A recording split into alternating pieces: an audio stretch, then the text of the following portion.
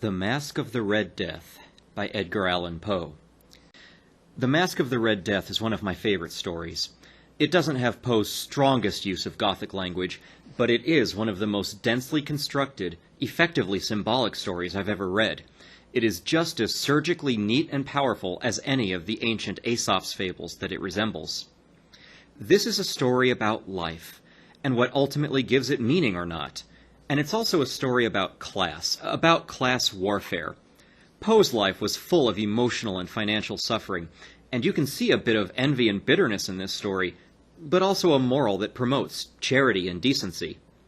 Please note that the word masque in the title is not M-A-S-K, as in a costume that covers your face, but is short for masquerade, which suggests a gruesome celebration involving hidden identities, and moralistic allegorical dramas.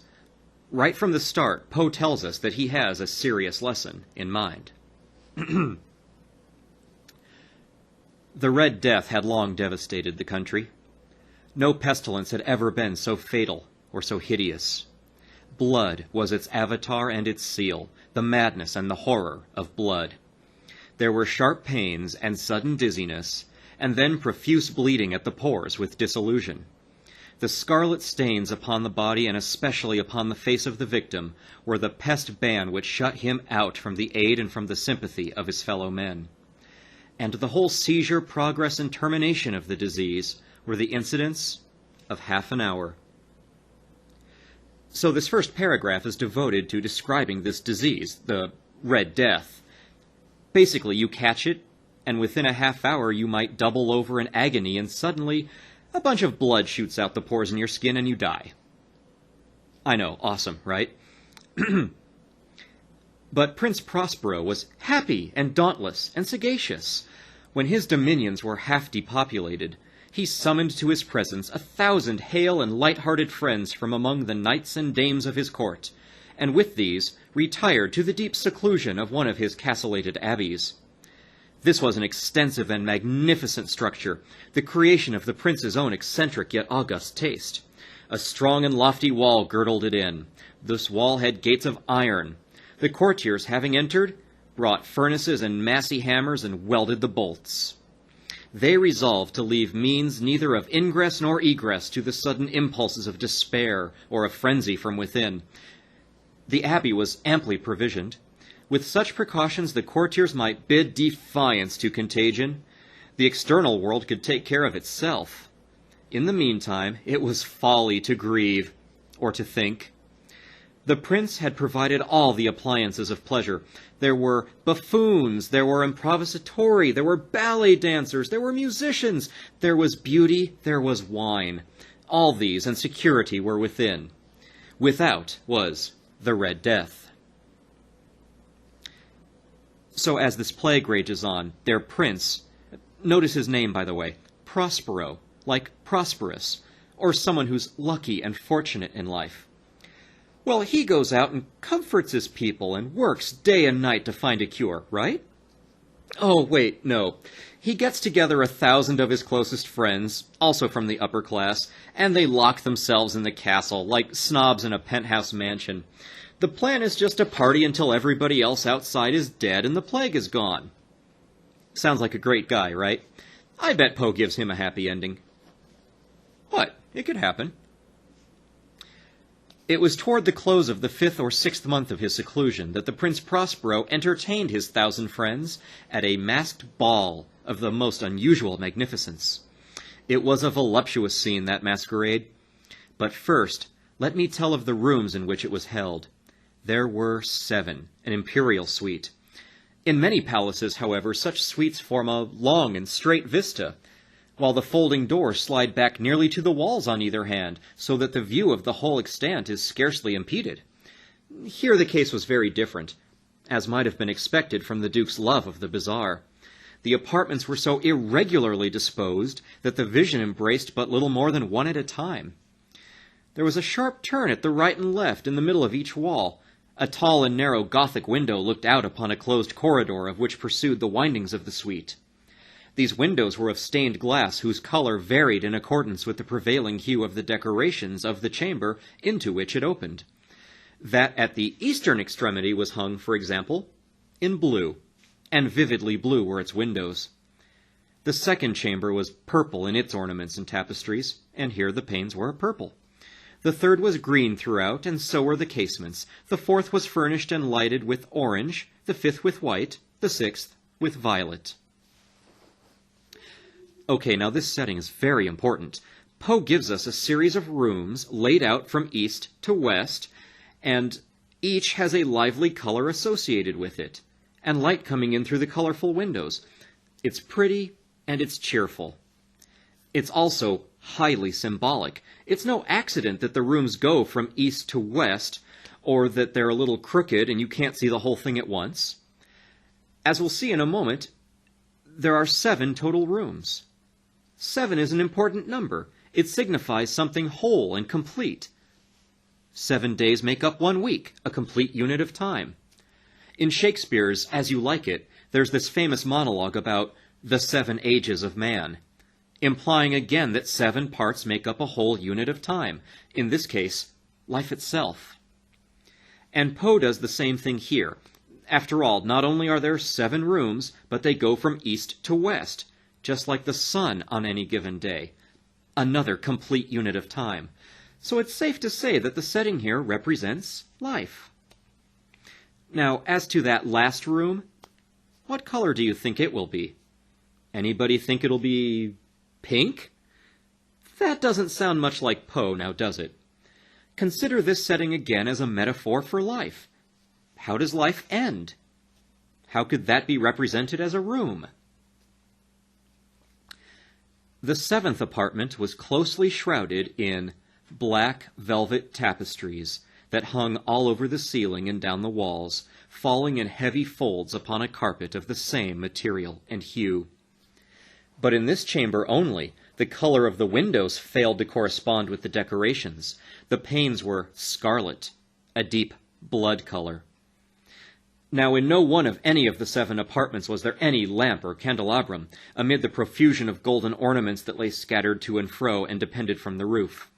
There was no light of any kind emanating from lamp or candle within the suite of chambers, but in the corridors that followed the suite, there stood opposite each window a heavy tripod, bearing a brazier of fire that projected its rays through the tinted glass and so glaringly lit the room, and thus were produced a multitude of gaudy and fantastic appearances. But in the western or black chamber, the effect of the firelight that streamed upon the dark hangings through the blood-tinted panes was ghastly in the extreme, and produced so wild a look upon the countenances of those who entered, that there were few of the company bold enough to set foot within its precincts at all.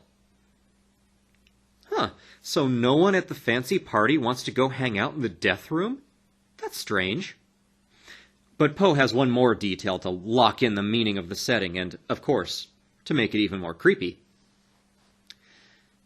It was within this apartment also that there stood against the western wall a gigantic clock of ebony. Its pendulum swung to and fro with a dull, heavy, monotonous clang, and when the minute hand made the circuit of the face, and the hour was to be stricken, there came from the brazen lungs of the clock a sound which was clear and loud and deep and exceedingly musical, but of so peculiar a note and emphasis that, at each lapse of an hour, the musicians of the orchestra were constrained to pause momentarily in their performance, to hearken to the sound. And thus the waltzers perforce ceased their evolutions, and there was a brief disconcert of the whole gay company, and while the chimes of the clock yet rang, it was observed that the giddiest grew pale, and the more aged and sedate passed their hands over their brows, as if in confused reverie or meditation. But when the echoes had fully ceased, a light laughter at once pervaded the assembly. The musicians looked at each other and smiled as if at their own nervousness and folly, and made whispering vows, each to the other, that the next chiming of the clock should produce in them no similar emotion. And then, after the lapse of 60 minutes, which embraced 3,600 seconds of the time that flies, there came yet another chiming of the clock, and then were the same disconcert and tremulousness and meditation as before. So not only is this party set in life itself, but we have this eerie reminder of ultimate death at the very end, literally against the western wall of the last room. And when it chimes and reminds everyone that it's there, the party gets ruined briefly. But don't worry, because, as in real life, after a serious disturbance, we always manage to go on with our pointless little party, don't we? Notice that, if the setting is life, what's going on here? Just a pointless little party to escape the reality of the suffering of others. Poe's depiction of humanity here is just a wee bit pessimistic. But in spite of these things, it was a gay and magnificent revel. The tastes of the Duke were peculiar. He had a fine eye for color and effects. He disregarded the decora of mere fashion. His plans were bold and fiery, and his conceptions glowed with barbaric luster. There are some who would have thought him mad. His followers felt that he was not.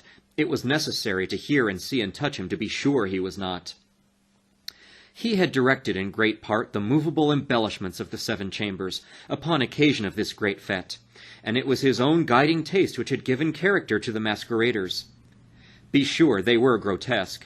There were much glare and glitter and piquancy and phantasm, much of what has been since seen in Hernani. There were arabesque figures with unsuited limbs and appointments. There were delirious fancies such as the madman fashions.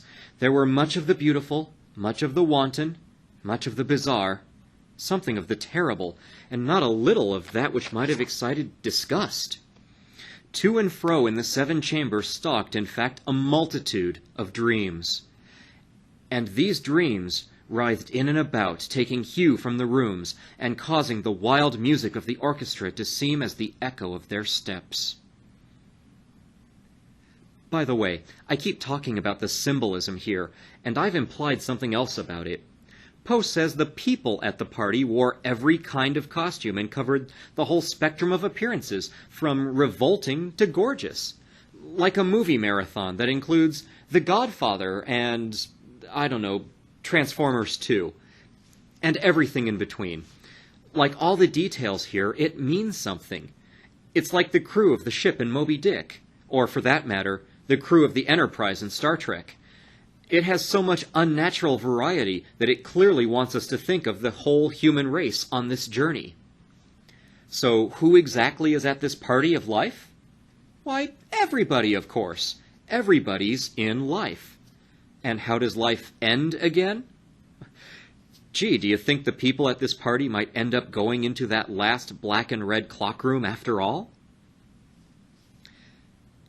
And anon there strikes the ebony clock which stands in the hall of the velvet, and then for a moment all is still, and all is silent save the voice of the clock. The dreams are stiff frozen as they stand, but the echoes of the chime die away. They have endured but an instant, and a light, half-subdued laughter floats after them as they depart. And now the music swells, and the dreams live, and writhe to and fro more merrily than ever, taking hue from the many-tinted windows through which stream the rays of the tripods. But to the chamber which lies most westwardly of the 7, there are now none of the maskers who venture, for the night is waning away, and there flows a ruddier light through the blood-colored panes, and the blackness of the sable drapery appalls, and to him whose foot falls on the sable carpet, there comes from the near clock of ebony a muffled peal more solemnly emphatic than any which reaches their ears who indulge in the more remote gaieties of the other apartments. But these other apartments were densely crowded, and in them beat feverishly the heart of life, and the revel went whirlingly on, until, at length, there commenced the sounding of midnight upon the clock.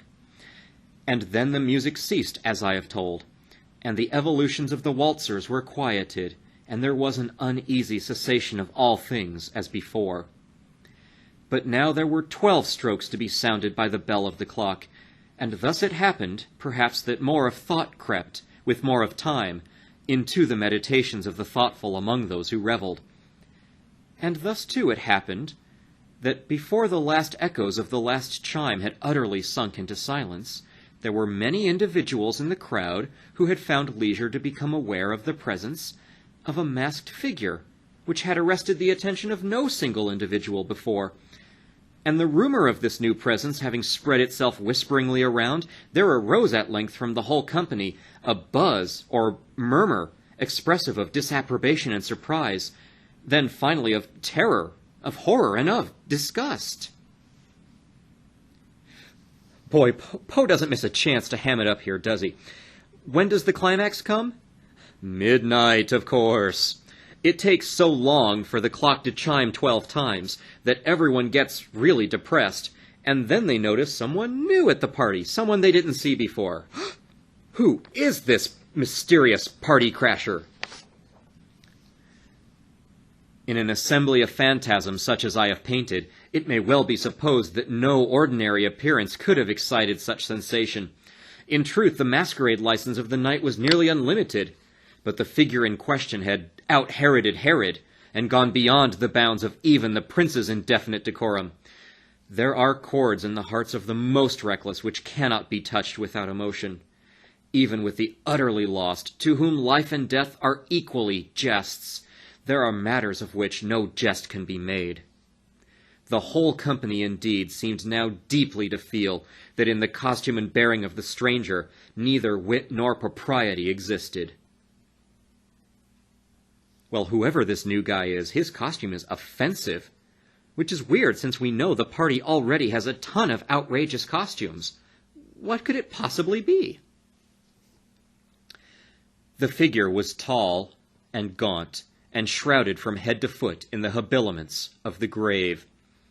The mask which concealed the visage was made so nearly to resemble the countenance of a stiffened corpse that the closest scrutiny must have had difficulty in detecting the cheat. And yet all this might have been endured, if not approved, by the mad revelers around.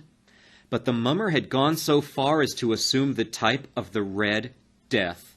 His vesture was dabbled in blood, and his broad brow with all the features of his face was besprinkled with the scarlet horror. When the eyes of Prince Prospero fell on this spectral image, which, with a slow and solemn movement, as if more fully to sustain its role, stalked to and fro among the waltzers, he was seen to be convulsed in the first moment with a strong shudder, either of terror or distaste, but in the next his brow reddened with rage. "Who dares?" he demanded hoarsely of the courtiers who stood near him. "Who dares insult us with this blasphemous mockery? Seize him and unmask him, that we may know whom we have to hang at sunrise from the battlements."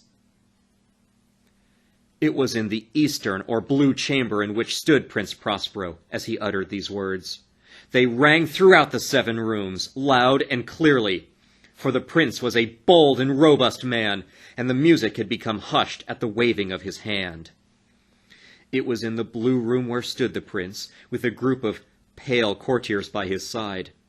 At first, as he spoke, there was a slight rushing movement of this group in the direction of the intruder, who, at the moment, was also near at hand, and now, with deliberate and stately step, made closer approach to the speaker.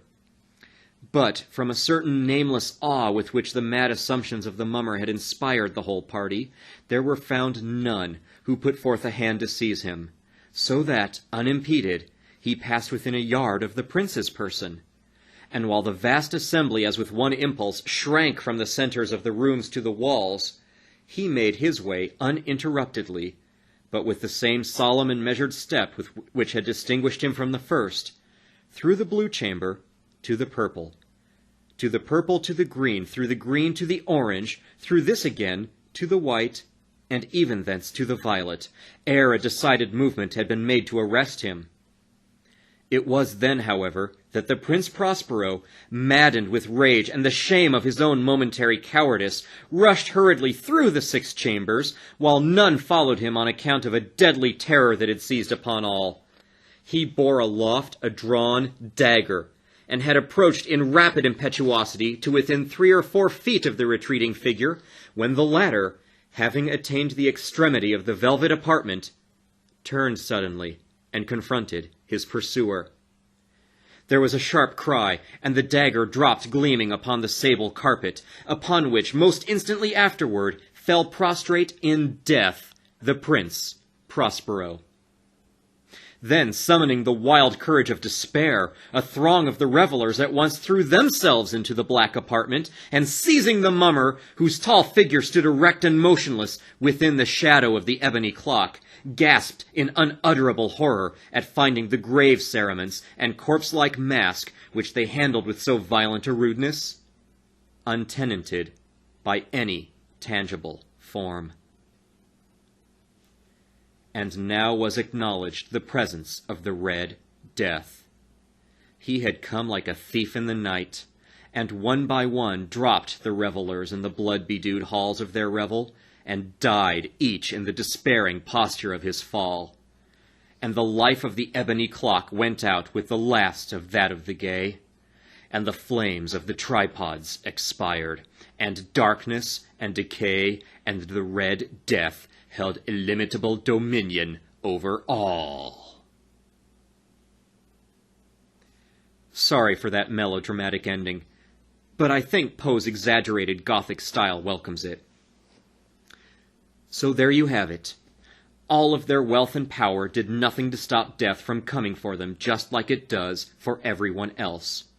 Notice how often this story goes out of its way to point out how healthy and happy and full of life all of these people were, but in the end they end up trapped in the shadow of the death clock at the end of the journey, just like the narrator in Poe's poem, The Raven. This is like every disaster movie Hollywood ever made. There's always some rich city guy who thinks he can cheat nature, but he ends up toast. A few years ago, right before Halloween, the New Yorker magazine used this story for a clever cover illustration. This was at the height of the mortgage crisis / bailout fiasco, and the cover had the Red Death showing up on the floor of the stock exchange as a group of brokers screamed while blood shot out their eyes. They clearly got the point of this story, too. It's a revenge fantasy against uncaring elites who have it better off. This is also reinforced by that phrase near the end, like a thief in the night. That's a biblical allusion. There are a few in this story. A reference in the Bible to Jesus surprising everybody at the end of the world with a judgment of the wicked. Here, the Red Death seems to take that job. Or, by extension, Poe himself. Geez, Edgar, not that you're bitter or anything, right? So, ultimately, the Masque of the Red Death isn't just a mere acknowledgement that we're all going to die no matter what. Although it does certainly say that. But it's a cautionary tale about those with wealth ignoring the needs of the less fortunate, and just wasting their lives in an ongoing private party. I would close by suggesting that this story should be especially scary to Paris Hilton.